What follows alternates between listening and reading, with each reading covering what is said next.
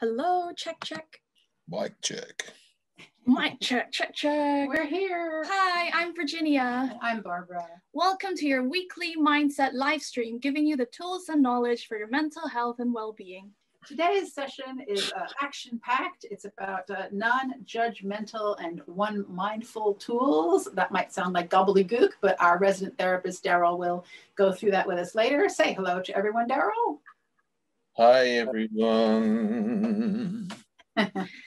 MindSET is put together by therapists, the staff at Body and Soul, and also people with lived experience of mental health. We know the tools that work, and we want you to have those too. We want to share them with you in a friendly and accessible way. And just a reminder that MindSET is not designed for crisis support. So if you find yourself unable to keep yourself safe, please go to your nearest A&E department or call the Samaritans at 116-123. So each week we're building up different mindfulness exercises that you can use throughout the week. Yep. And in order to be really present in each moment, we also want to focus on how we do these various exercises, as well as other activities in our lives. So Darryl's going to tell us all about how to do that in our tool of the week. And Virginia will be live scribing, woohoo, to illustrate what Darryl is saying. So yeah, over to you, Darryl, for non-judgmental. Okay, so we talked last week about what we're doing when we're being mindful. Well, this week is about how do we become more mindful. So it's one skill in 3 parts. And the first bit of this is called non-judgmental. And when you look at the data or look at the research on people that get emotionally dysregulated, what you see across the board, almost like a stepping stone, is that somewhere on the way to getting dysregulated, somewhere on the way to distorting reality, what people do is they judge. It always happens. And what people do is they judge different things. They judge themselves, or they judge somebody else, or they judge the situation, or they judge the emotion about the situation. Yeah. So if you think that this is like climbing upstairs, if you took out a few of the stairs, it would be impossible to keep climbing, right? And being judgmental is part of that staircase. The thing about judging is does it ever lead to solving anything? No, if it did, I would have all my problems solved. Yeah. I mean, it leads to problems as well, because like somebody will say something and then I'll immediately be like, oh, they don't like me, or they're being difficult, they're being rude. Yeah. Yeah. So I'll give you an example, right? My neighbor is a terrible person. He's a terrible, terrible person. So that's a judgment, right? Yeah. So how does that help me solve anything? It doesn't. It doesn't. And I bet everybody, no one out there could tell me how to solve the problem that my neighbor's a terrible person. No, they just say move. Right. But if I was to describe to you what my neighbor does, maybe you could help me then. So what my neighbor does is he comes home, he finishes work at 11 o'clock at night, and he parks his car across my driveway. So every morning when I need to leave, I can't get my car out because he's parked in the way. Can anyone think of a solution then? Yeah, well, you could talk to your neighbor nicely, of course, because it wouldn't work if you just go over and be all angry. Sure. You see, but if I just keep thinking my neighbor's a terrible person, then what I'm going to do is I'm going to have more and more difficult feelings about him. I'm going to, because he smiles at me and, he smiles at me and stuff like that. And suddenly I just start shouting at him one day. You see, so the thing is that being judgmental never really leads to solving anything. And that's the problem with it. And if we describe instead of judging, then our brain sort of hits this solution-focused pathway. So look, there are lots of different kinds of judgments. Yeah, there are all kinds of judgments. We all need to judge things at times. Yeah.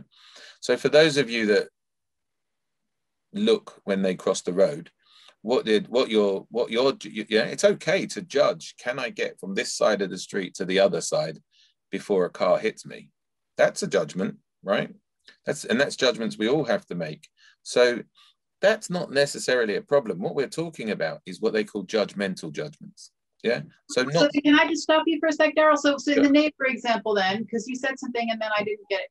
You said with the neighbor example, rather than judging him, you could describe what he's doing. So what would that look like? If you're describing it, what would you say? He's parking across my driveway at 11 o'clock at night and I can't get my car out the next morning. That's a description, isn't it? Yeah, yeah. I'm not saying, I'm not saying anything. That is a description of the problem. And I think what happens over time is that we use shortcuts for talking about things, you know. So you know, the example is I look in the fridge and open the fridge and there's a piece of meat in the fridge and I say that meat is bad. That meat's not bad. It's not naughty or anything like that, is it? What I'm saying is that maybe the meat has gone, has gone a dark brown color. It's a bit green. It smells strongly, and if I eat it, I'm going to get ill. Yeah, but going back to the neighbor example, then once you, because I just want to get people to the end of it, because once you described this, what your neighbor is doing, what could your brain come up with in terms of a problem solve? What's an example? Well, you already came up with the problem solve. What was that? Go and talk to my neighbor and ask him not to park his car across the way. Okay. That's the solution, isn't it? I can go and talk to my neighbor, and if he says yes, then it's no longer a problem. If he says no, then I need to look at another way of solving it. So the thing about when we judge people, right, is that it induces negative or difficult emotions in ourselves. When we're judging, we're often being overwhelmed with shame, anxiety, and anger. Yeah. And we judge people in lots of different ways. We judge people with looks, with tone of voice, with smirking, with eye contact. Yeah. So what we're trying to do is see things, but not to evaluate them. Just focus.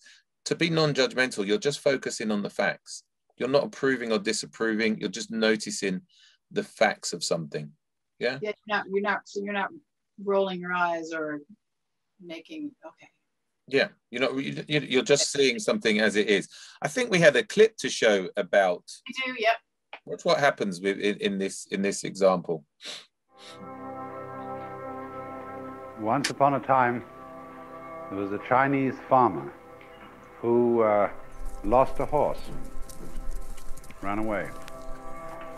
And all the neighbors came around that evening and said, "That's too bad." And he said, "Maybe." The next day, the horse came back and brought 7 wild horses with it. And all the neighbors came around and said, "Why, that's great, isn't it?" And he said, "Maybe." The next day, his son was attempting to tame one of these horses and was riding it and was thrown and broke his leg. And all the neighbors came round in the evening and said, "Well, that's too bad, isn't it?" And the farmer said, "Maybe." And the next day, the conscription officers came around looking for people for the army, and they rejected his son because he had a broken leg. And all the neighbors came round at the evening and said, "Isn't that wonderful?" And he said, "Maybe."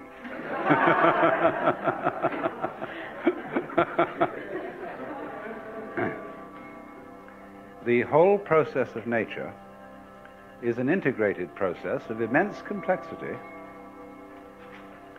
and it is really impossible to tell whether anything that happens in it is good or bad, because you never know what will be the consequences of a misfortune, or you never know what will be the consequences of good fortune. Say what I thought was interesting about that one, about the video, is that he says that that saying things are good is a judgment too. So it's not just yeah. So you can have preferences, right? Being judgmental, it doesn't mean that you can't have preferences. I like cheese. Some people don't like cheese. That it's fine for me to have a preference. I like the color of this room, but other people might not. So it doesn't take away preferences. Yeah. What it does is that when you judge something, what you do is you add something to reality. And when you add something to reality, you're distorting reality. And when you distort reality, you become very biased. And when you become biased, it's very difficult to live a peaceful life. Can we show the glossary real quick? Yeah. So what the glossary is about the sorts of words that are linked very much with judgments. And there's lots of therapies written about this, emotive behavior therapy and the stuff. If anyone's interested, there's a book by a guy called Albert Ellis, and he talks about the dangers of these words. So have a look at some of them. So if you use these words, then you're judging. Good, bad, right, wrong, should, shouldn't, stupid, weird, always, always, never. So like extremes, terrible, awful, ugly, pretty, and then some phrases that we might say. Yeah. Okay. Right. So there was a question that I liked. There was a question from Jeetan. How can we get rid of inherent biases already in us? Well, we can't get rid of our inherent biases, but so mindfulness in this sense is not a goal.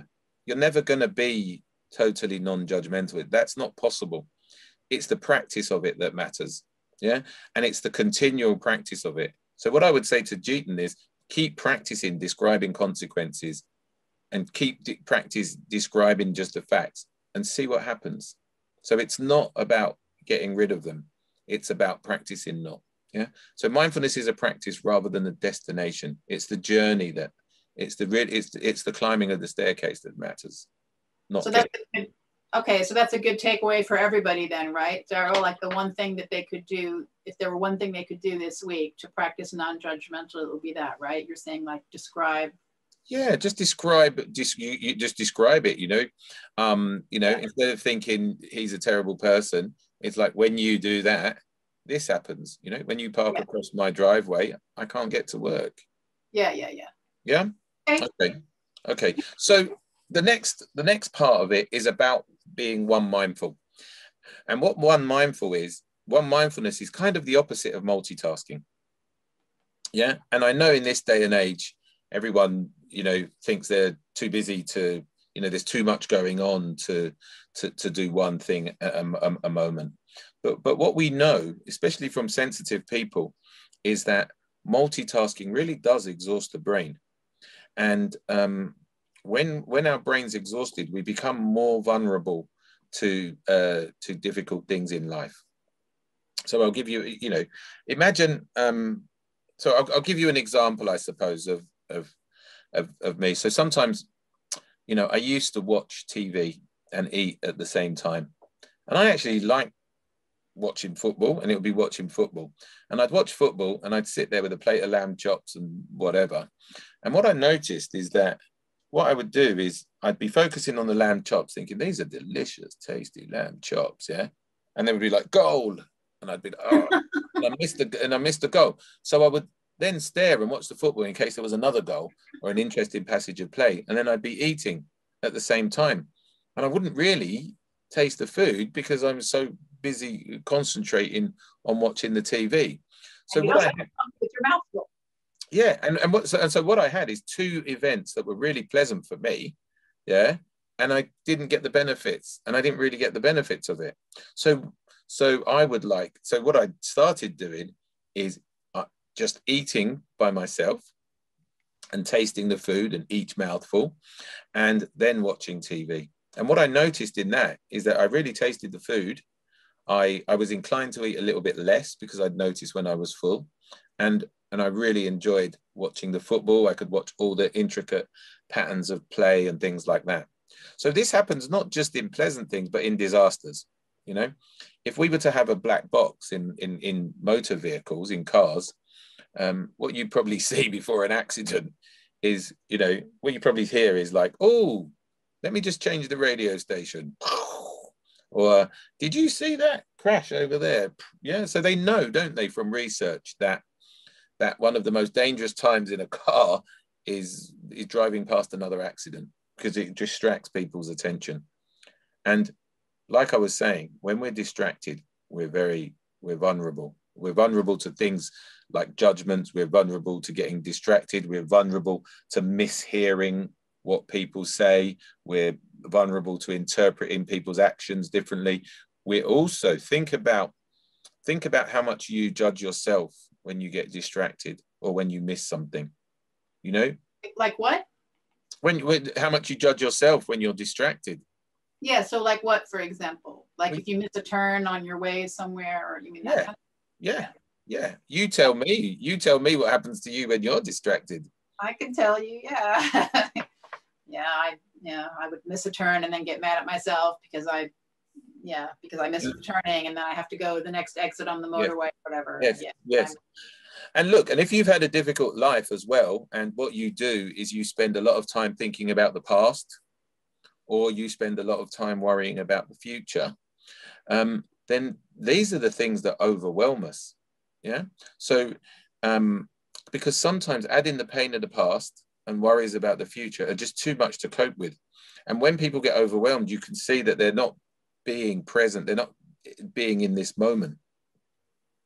And there's lots of research about this. There's lots of research about the benefits of being one mindful. And my favorite one is a study that was done in the 1950s. And they did a study on people that considered themselves to be chronic worriers. And what they did is they said to them, okay, what we're going to do is we're going to ask you to worry for half an hour every day. And if you get distracted and you start thinking about other things, we want you just to go back and have your worries. And I think it was from 10 till 10:30. And what this showed after 6 weeks, and it carried on. The study was so interesting, it carried on, people. And what they saw after 6 weeks is that people's anxiety plummeted. And it plummeted for a couple of reasons. So first of all, people that are chronic worriers think that all they are is worriers, and what they noticed is in this worry time, is that they couldn't just keep thinking about their worries for half an hour at a time. They got distracted by other thoughts, and other things. And so this broke the belief in people that all they were chronic worriers. And I know that lots of you out there will be thinking, yeah, but I could just keep worrying for England. I could just keep worrying for England. Well, try it and see. So it breaks the idea in your head. But second of all, what would start to happen is that when people were going about the rest of their day, what they would do is when a worry came up, they would start to think, you know what, I'm going to save that for worry time. I'm going to save that for my next worry time. And this was really important in the study because what it did is it helped people develop something called mental compartmentalization, which was about putting worries away for another time, not avoiding them, right? Not avoiding them, because avoiding worries makes them worse, but putting them away for a time and a place. So it's about letting go of distractions. It's about letting go of distractions, and it's about concentrating your mind and doing the opposite of multitasking. Yeah, I can definitely vouch for the worry time thing, because I've been doing that for just over a week now, and that's been like radical for lowering, anxiety and stuff. And now at first I was like, 30 minutes is actually a long time. Yes. To just worry. Yes. And when we're one mindful, it actually changes the quality of our experience. So imagine that now with happiness. You could improve the quality of it. So look, I want people to practice exercise, right? So what I want you to do is I want you to stick out your right foot.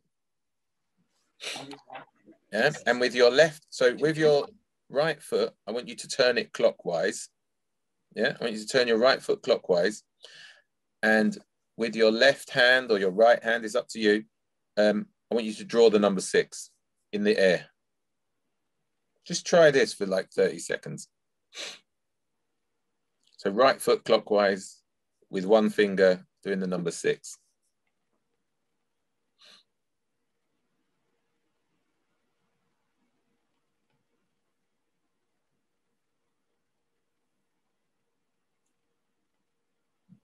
And then swap the hand around if you want, swap the foot around. Just do one or the other and just notice, just see what you see.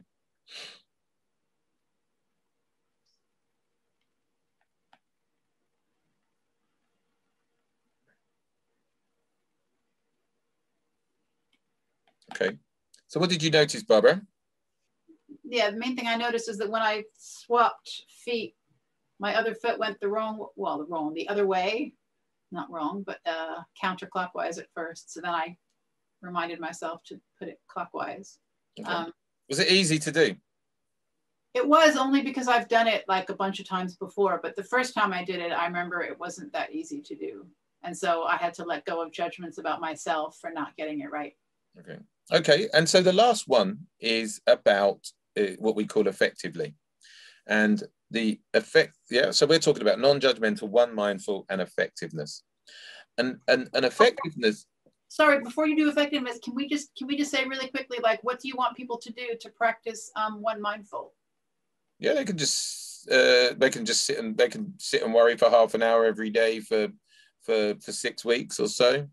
That would be one to practice. Or what they could do is they could think about something that they multitask, like being on the phone and using social media or answering emails and talking to people. They could just pick something that they multitask, running and listening to music, eating your dinner and TV, and they could just pick something that they were going to just do one or the other of for a few weeks and see what they noticed. Because usually at first it's a little bit difficult, but then if people do it for a few weeks, they very rarely end up going back to multitasking. So and one person says, for worry time, would you recommend writing down your worries or just thinking about them? I think it's up to you. It's up to you. I think both are known to be helpful, isn't it? People that don't sleep very well are told to write their worries down on a pad, and it helps them sleep because they know that they won't forget their worries tomorrow. So, but both of them have got evidence to them. Okay. Yeah. Okay. Yeah. Someone says, can you please give an example of how to be non-judgmental about my worries about the future? For example, I'll never be mentally well enough to go back to work. Well, you see, the thing is, right, this is both the past and so, you know, everything, there's nothing you can do about the past because it's already gone. And you actually don't know anything about the future either. You don't know if there's going to be, you don't even know if there's going to be a future. You know, this virus would have gone the other way and there would be no future. You know, so let go of trying to predict the future because you can't predict the future, and the past is already gone. The only thing we can do is live in now. So my advice would be to focus on this moment. You can think about that, you know, who knows what's going to happen in the future? There might be an amazing drug in 5 years' time that just keeps everyone happy forever. Who knows? Yeah. So focus in now and accepting that that everything is as it is, or, you know, thinking about, you know, trying to see the truth in everything. So it's like if it's raining, right? If it, you know, who's going to worry you if it, you know, if you worry about it raining tomorrow, yeah, will it change it? No. If you worry all day that it might rain tomorrow, would that change the worry? Would it stop the rain? It wouldn't, would it? Okay, so I'm just aware of the time, and the last thing I wanted to talk about was a skill that they call effectively. And what effectiveness is about, effective is about knowing what our goals are in life, knowing what we want in life, yeah, and letting go of thinking of things as good, bad, right, wrong, should, shouldn't, yeah, and actually focusing on what works. So instead of thinking like, instead of thinking like this is good or this is bad, you think, well, for the goals that I want in life, does this get me closer to it or further away? So for example, if you've got an exam coming up, you could think, right, will worrying about the exam get me closer to revising, or get me further away? Because some people worrying about an exam will make them study harder, whereas other people, it paralyzes them and it stops them. So what you asked is that is this action, is this thought going to be effective or ineffective when I look at it compared to what I want? Yeah. And effectiveness is really about letting go of, you know, what people call useless or righteous anger. Yeah. So not getting caught up in the way, you know, not getting caught up in the world, wanting the world to be as you hope it would be, but rather than dealing with the world as it is. Yeah. And dealing with a situation as it is, you know, letting go of our, sometimes we need to let go of our principles. Yeah. So I've never been someone who's fond of claiming benefits or something like that. You know, I was taught to, you know, to work and earn money and stuff like that. But if I was rigid about that, that could get me in a lot of trouble, right? So say I'd have lost my income from this pandemic and I believed that people shouldn't claim benefits, but my kids were starving. Yeah. This might stop me going to get help. It might stop me using a food bank. It might stop me going and applying for benefits of something like that. So when we rigidly think something, it can make us very ineffective. Yeah. So so what it's about is it's about trying not to impose our views on society, not trying to impose what we believe is right on ourselves, or, you know, good or bad on ourselves or on others. So what I would say is do what is needed for the situation that you're in, not the situation that you wish you were in, not the fair situation, not the comfortable one, not the right one, not the wrong one, but deal with the situation that you're in, not the one that you wish you were in. That's what I would say. Okay, right. Thank you, Darryl. Right, so everyone at home, you've got something to practice this week, several things to practice. We are going to put those onto the Instagram at Share the Mindset, so that you know what to practice, because we know that to get the benefit, yeah, it does take practice. We can't really do them just once and then think we're done, because we're rewiring our brains. So don't forget to follow us on Instagram at Share the Mindset, and remember, if you have any burning questions, email us at mindset@bodyandsoulcharity.org. Yeah, thank you for being here with us today. We look forward to seeing you again, and in the meantime, everyone, keep working on your mindset. Bye. Bye.